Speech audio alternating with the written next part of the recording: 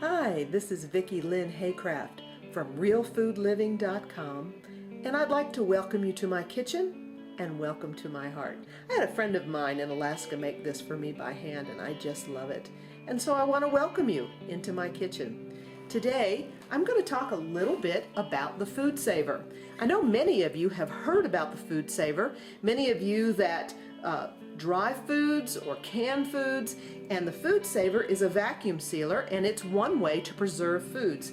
Whether you dry them or whether you have bulk foods like bulk meats, a vacuum sealer is wonderful for cutting down freezer burn or for extending the shelf life of many foods. And I'm just going to show you simply, in case you've never seen one before or seen one work.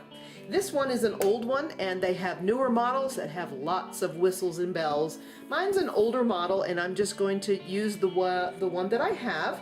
But you'll see some of the newer models, some of them stand upright, and some of them have different attachments and things like that. This is a simple one.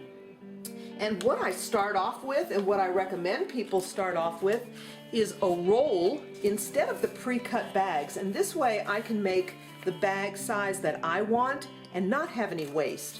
And it's very simple to do. And you open this up. Inside here is a chamber, and inside here is a vacuum chamber, and right here is the heat sealer. So what I'm going to do is put my roller in here, and I'm going to determine the size of my bag should be right around here. And this is where the cutter is. So I simply press down on the cutter, and then I have a bag. Well, it's open at both ends. It's sealed on both sides. So what I'm going to do is create a bag by putting the edge coarse side up. If you notice, the Food Saver bags have a smooth side and a coarse side. The coarse side up, and it lays right on the heat seal strip. And then I'm going to manual seal. If your machine says on off, just go ahead and press that. Any way that you initiate your heat seal, your heat strip. And it just takes a few seconds. And when the light goes off, you can see that I have a lovely heat sealed strip. But I like to do it twice, just a few millimeters lower or higher than the first one, so that I have two, and that gives me a little extra security. Again, I'm just waiting for the heat strip to seal the bag, and when the light goes off, it's done. Now I have a lovely bag here, and if you see, I've got two seals, and what I do is I fill my bag with my materials, and then I vacuum seal it. Today I'm working with almonds, and I bought this in a 5-pound bag from my food co-op, which is Something Better Natural Foods, and they're part of Country Life. If you go to Azure, they're wonderful to work with, and there's many other food co-ops out there. You can buy in bulk. You get a better price if you buy like in 25 pounds. You can get organic, you can get raw, you can get whole, you can get blanched. I choose the almonds whole supreme, and I like these to make milk and almond flour for my baking.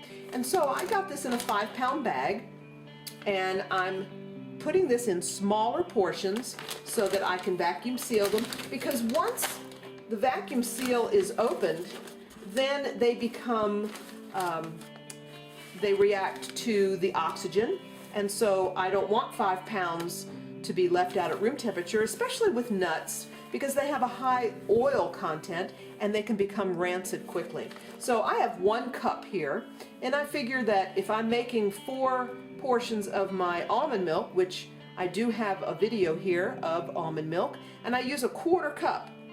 So this would last about 4 days.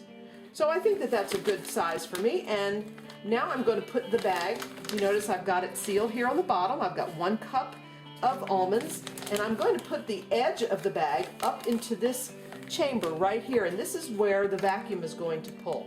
And I lay it lightly down. Again, use your machine as your manufacturer recommends, and you will see that it'll pull a lovely vacuum. If you see, watch it just suck the air out.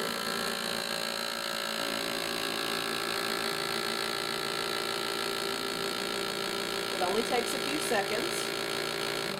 All the lights are done, and what we have here, it's sealed right here at the top, and if you can see, all of the air is out, and that keeps it from oxidizing, and it keeps it from becoming rancid. Now again, I put another strip just to ensure that if one strip fails, that I have another one. And again, it only takes a few seconds.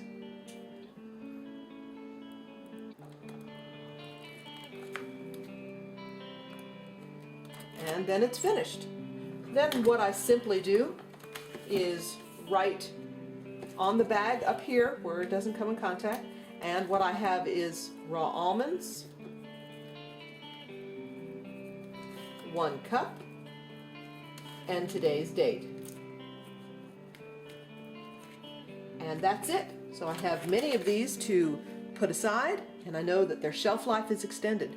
So that's just some simple tips on how to use a Food Saver vacuum sealer, and I'm so thankful that you joined me today.